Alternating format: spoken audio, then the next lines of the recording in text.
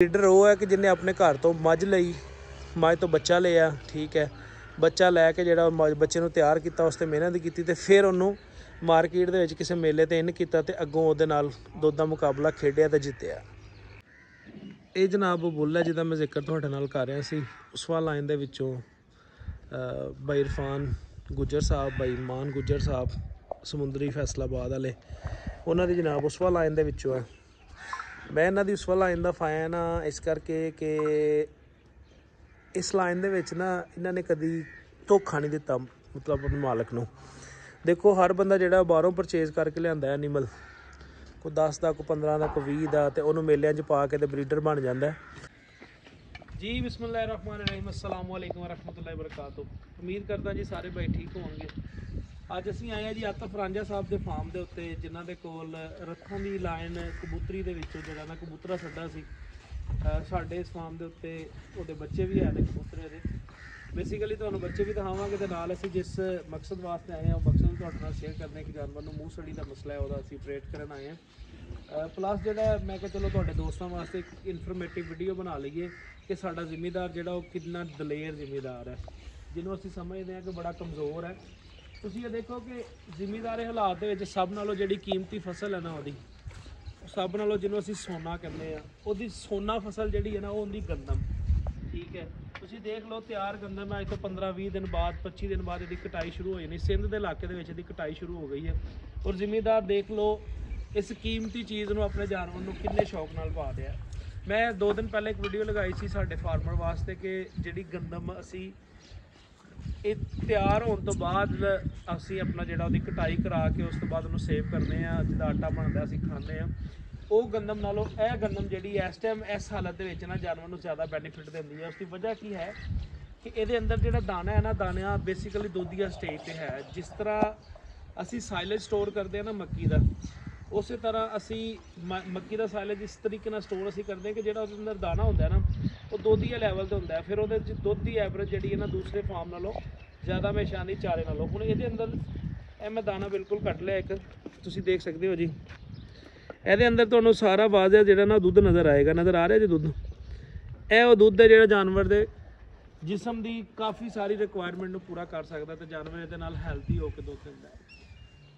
जानवर भी देखो भाई आतफ दे, और जिहड़े जानवर नूं मसला है वह भी तुहानूं दिखाने हैं। तुसीं देख सकते हो जी माशाअल्लाह कितना खून तकड़ा है। जानवर जिहड़े ने हड्डियां पुट्ठा हर चीज़ जिहड़ी है जानवर तुसीं देखो माशाअल्लाह बड़ी कमाल दी है जी।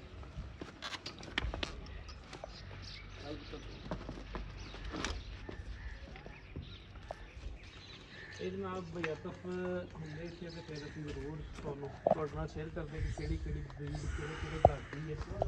हुण जिहड़े जानवर है तुहानूं नाल नाल दिखावांगे, तो कोशिश करांगे कि तुहानूं कबूतर के बच्चों की जिहड़ा ना इंफॉर्मेशन तुहाडे नाल जरूर शेयर करांगे। यह लगती तो होता ब्लड लाइन है जी साढ़े जोड़े होते दे ने, बाकी कन्फर्म को नहीं है चीज़, क्योंकि उन्होंने सिंग स्ट्रक्चर बॉडी जी है ना इस तरह की है जिस तरह इस एनीमल की है। अक्ष अक्ष जी है यह जानवर ने फार्म के जो घर वाली किनिया ने कबूतर की कुछ झोटी झोटी जी सूई है।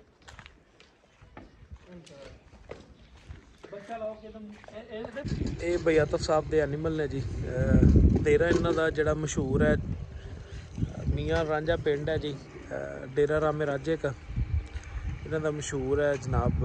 इन्हों की अल है इस एरिए लोग इन्होंने इस अल के नाम तो जानते हैं कि रामे राजे का। अगर किसी को आतफ रांझे का नहीं पता लग रहा, सफदर रांझा साहब का नहीं पता लग रहा, तो उन्होंने तुम कहोगे ना डेरा रामे राजे का जाना है, तो तुहानूं दस देंगे जी फलां जगह पर है डेरा। है जनाब उन्होंने लोकेशन है मेन रोड के नाल, वो सामने रोड जा रहा है। रोड के नाल उरली साइड तो जोड़ा वो जमीन शुरू हो जांदियां ने, फिर परली साइड तो जोड़ा ना छोटा जहा नाला है। यह जनाब कुछ इन्हां च बच्चे जोड़े ने वो बकोल मुलाजम दे के कबूतरे दे ने, और कुछ जोड़े बच्चे ने वो किसी होर छड्डे दे ने फार्म ते।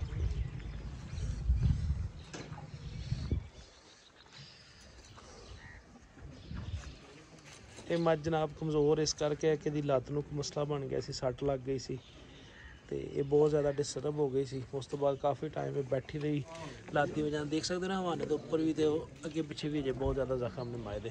और माए तुम देखो माशाल्लाह है ब्रीड वाइज कितनी अच्छी है। सिर कितना छोटा है, सिर सिंह की खूबसूरत जगह पर रखे है और माए दी हड्डियाँ शड्डियाँ सब बहुत प्यारियां ने। यह भी इन्होंने कोल कोई सट्टा है होर उसकी बच्ची है इन्होंने कोल ब्याई है।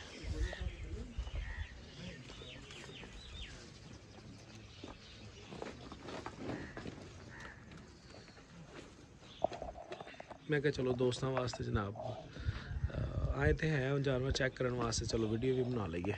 यह फार्म की नैक्सट नर्सरी है जी। इन्हों कोई कट्टियाँ होणगियां कोई कट्टे होणगे। नैक्सट सूए वास्ते जो इन्होंने ब्रीडर लिया वो भाई इरफान गुज्जर साहब फैसलाबाद वाले जोड़े ने उन्होंने कोलों लैके आए हैं, वह भी तुहानूं दिखाने हैं जी।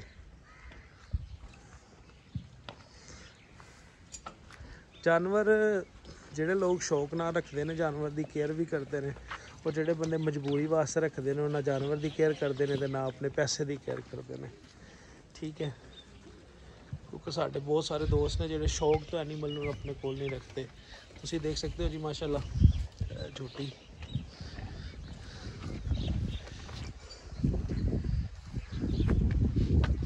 मझां सिर्फ मझ रखना ही बहादरी नहीं है, मझ नूं संभालना, मझ की ब्रीड नूं बेहतर करना, मझ के सारे मामला जोड़े ने बेहतर करने। ये फार्म की जी तरक्की होती है। अगर ये चीज़ा नहीं तो फार्म से है तो मतलब है कि तुसी कामयाब डेयरी फार्मर को नहीं है साड़ी नज़र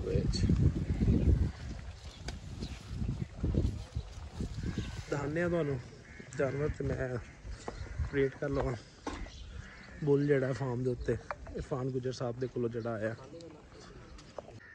ब्रीडर वो नहीं मेरी नज़र च, ब्रीडर वो है जोड़ा अपने घरों तैयार करता है जानवर, अपने घर के सड्डे तो बच्चा लेंदा है, अपने घर की मझ तो बच्चा लेंदा है, उन्होंने तैयार करके मार्केट च सुट्टदा है तो जनाब वो कोई ना कोई रिजल्ट रिकॉर्ड दिखाता है कि मतलब अच्छा दुध कर गई ने मज्जी। इन्हां दी मज्जी घर दियां जितनियां भी ने ना सारियां मेलियां च तकरीबन वो आंदियां ने।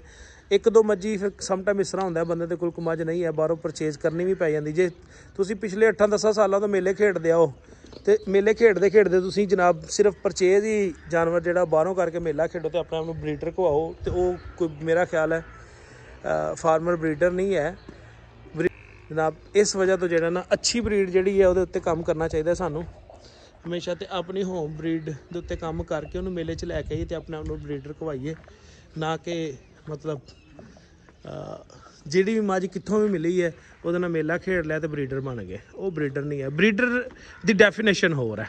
ये ज़हन च रखा जो मेरी नज़र च।